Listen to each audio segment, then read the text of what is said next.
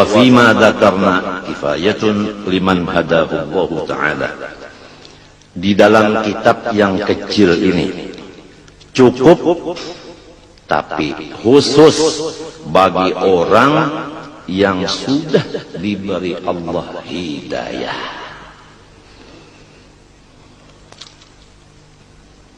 Wa qad ajma'u annahu la yasilu ahadun ila maqami husnil dhann illa in tahhara Allah ta'ala batinahu min sa'irir radha'il. Ulama-ulama ijma' atau sepakat memutuskan bahwa tidak bisa mendapat seseorang makom baik sangka kepada semua orang Islam terkecuali sesudah Allah Ta'ala yang kuasa membersihkan hatinya dari semua sifat-sifat yang keji dan kotor. Jadi terserah Allah aja lagi. Kalau Allah membersihkan hati dari semua kekotoran-kekotoran sifat yang keji itu tadi, nah baru bisa mencapai makom baik sangka kepada semua kaum muslimin. Yang paling berat begini, kalau orang Islam mengerja ibadah mudah kita baik sangkanya. Tapi kalau orang Islam ibadahnya koler sedikit, di sini cepat buruk sangkanya kita kepada orang itu. Aduh, orang ini kaya. Aduh, orang ini sehat. Aduh, orang ini sudah punya buyut. Tapi kenapa buang-buang waktu? Ujar hati kita. Kadang-kadang sampai ke lidah. Gara-gara kita buruk sangka. Melihat ibadahnya sedikit. Jadi kalau melihat ibadah orang itu sedikit, nah, buruk sangka, karena sedikitnya itu yang dilihat. Kalau kita tidak melihat sedikitnya itu lagi, yang kita lihat ibadahnya itu aja. Jangan ada sedikitnya, jangan ada banyaknya, jangan. Sedikit ibadahnya yang dilihat, pasti kita baik sangka kepada orang itu. Demikian kepada orang kaya. Aduh, orang itu banyaknya hartanya, tapi namun pelit sekali. Nah, karena kita melihat pelitnya, kita tidak melihat dia tiap tahun zakat dilaksanakan. Yang dilihat itu setahun sekali zakatnya itu yang dilihat. Tapi berat ini. Yang kebanyakannya kita melihat zakatnya itu tidak dilihat lagi. Yang dilihat sehari-seharinya itu. Tidak pernah memberi makan orang, tidak pernah mengumpulkan anak yatim dan sebagainya. Nah, memang kalau Allah belum membersihkan hati kita, begitulah kejadiannya. Terutama di rumah tangga kita, laki istri, mudah-mudahan Allah Ta'ala membersihkan hati masing-masing. Kalau suaminya baik sangka kepada istrinya, maka suaminya untung dan tanda diridhoi Allah.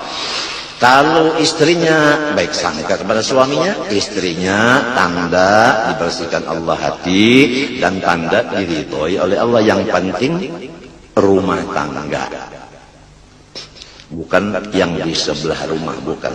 Yang penting rumah tangga kita.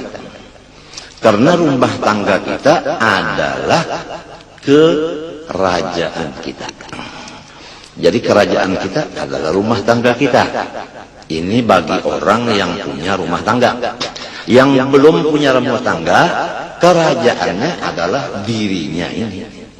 Nah, hatinya sebagai raja atau pemimpin, anggota yang lain seperti rakyatnya. Kalau sudah hatinya bagus, rakyatnya semuanya ikut bagus. Ya, kita mohon kepada Allah, mudah-mudahan Allah membersihkan hati seisi rumah kita, supaya serumahan menjadi orang yang diridhoi oleh Allah Subhanahu wa Ta'ala dan penuh dengan keberkatan.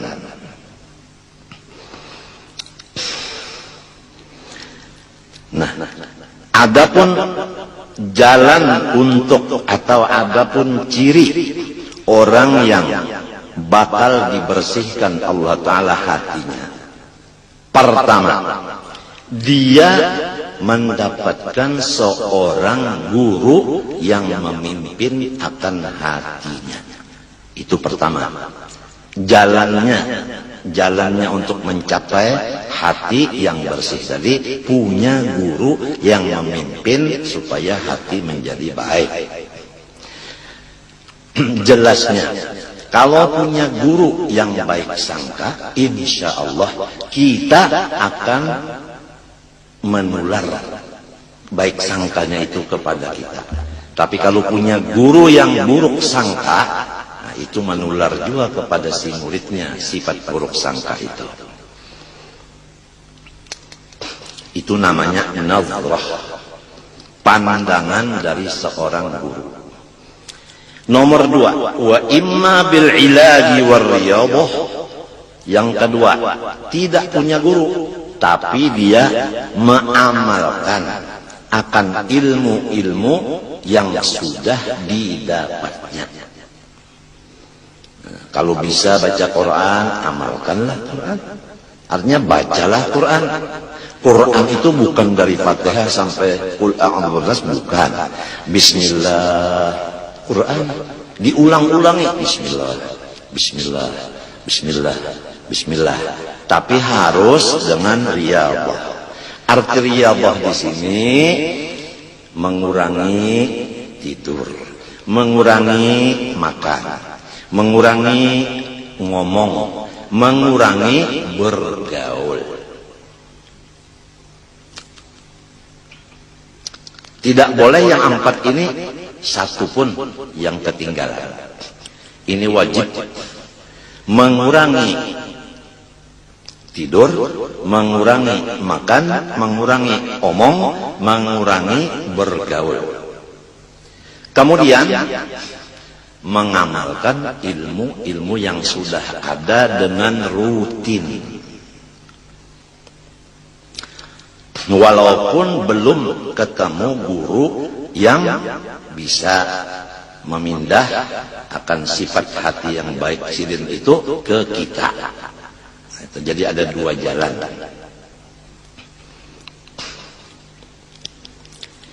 Adapun tandanya orang yang sudah selesai daripada perkara ini sehingga mendapat hasil, yaitu baik sangka, yaitu bihaitsu yasiru la yahturul fahsya'u ala balih, yaitu sekira-kira kada pernah sedetik lagi pun melihat aib orang lain. Tidak pernah ada kotor, tidak ada pernah geretek di hati melihat aibnya orang, apalagi mengeluarkan ke perkataan, ke lidah. Itu tandanya yang sudah berhasil. Baik berhasil dengan sebab pimpinan guru, atau berhasil dan sebab dia berusaha beribadah dengan melaksanakan 4 syarat tadi. Mengurangi makan, minum, omong, gaul. Jadi itu ada ukurannya. Udah sampai belum? Wa ma dama fi batinihi syai'un minar radha'il fal ghalibu su'u dhannihi bin nas. Selama masih ada di hati seseorang sedikit saja daripada sifat yang tidak baik, maka jelas sangka-sangkanya dengan orang lain pasti jahat. Jadi selama ada sifat yang jahat sedikit saja di hati suami, pasti dia buruk sangka kepada istrinya. Demikian istri terhadap suaminya, demikian adik terhadap kakaknya, kakak terhadap adiknya. Jadi rumah tangga menjadi neraka jahanam, bukan menjadi surga ridwan lagi, bukan. Karena ada satu aja yang belum bersih hati, tandanya sangka-sangka tidak baik. Nah, kenapa jadi orang buruk sangka kepada saudaranya sendiri? Qiyasan ala ma indahu, karena dia menganggap bahwasanya diri orang yang jahat itu sama dengan aku.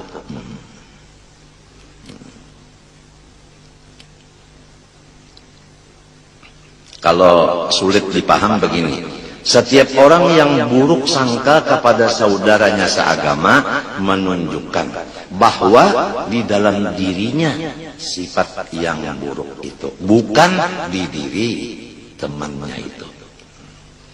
Wa fi hadzal ma'na qala ba'dhum, berkata sebahagian daripada ulama wali, idza sa'a fi'lul mar'i sa'at dununuhu wa sadda qama ya'taduhu min tawahhumi wa 'ada muhibbihi biqawli 'idatihim wa asbaha fi lailin minasyakki mudlimi.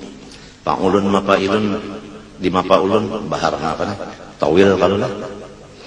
Idza sa'a fi'lul mar'i sa'at dununuhu. Buktinya orang yang jahat. Jadi kalau orang perbuatannya jahat lalu berkata saya baik sangka, tidak bisa. Tidak bisa. Kalau sudah pekerjaannya jahat, menunjukkan hati dengan si A itu selalu ranggang. Nah itu tandanya. Nah supaya diri kita ini terjaga, selamat, janganlah buruk sangka ke orang lain. Annal murada bidzalika, maksud dari hadis itu an yu'amilal 'abdu an-nasa wa huwa muhtarisun minhum ka mu'amalati man yusi'u dhanna bihim lal hathu ala su'id dhanni.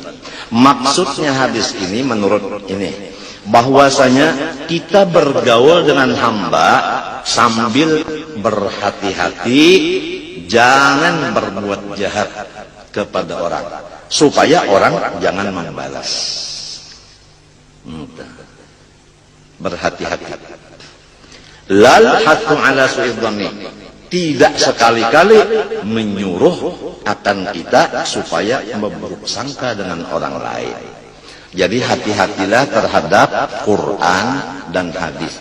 Jangan dipikirkan sendiri, jangan dipaham sendiri. Harus mempunyai alat-alat untuk memahami yang betul. Jangankan Quran dan hadis tidak bisa dipaham dengan akal, harus dipaham dengan ilmu-ilmu alat. Di antaranya lughat, nahwu, sorof, balaghah, mantik, usul fikih, usul hadis, usul tafsir. Ya, itu semuanya harus ada alat-alat itu. Orang memasak nasi kalau tanpa alat tidak bisa masak. Itu bandingannya. Apalagi memaham Quran dan hadis. Oleh sebab itu kita sering berbicara bahwa tafsir itu sangat jauh bedanya daripada terjemah. Jadi jangan sampai terjemah dikira tafsir.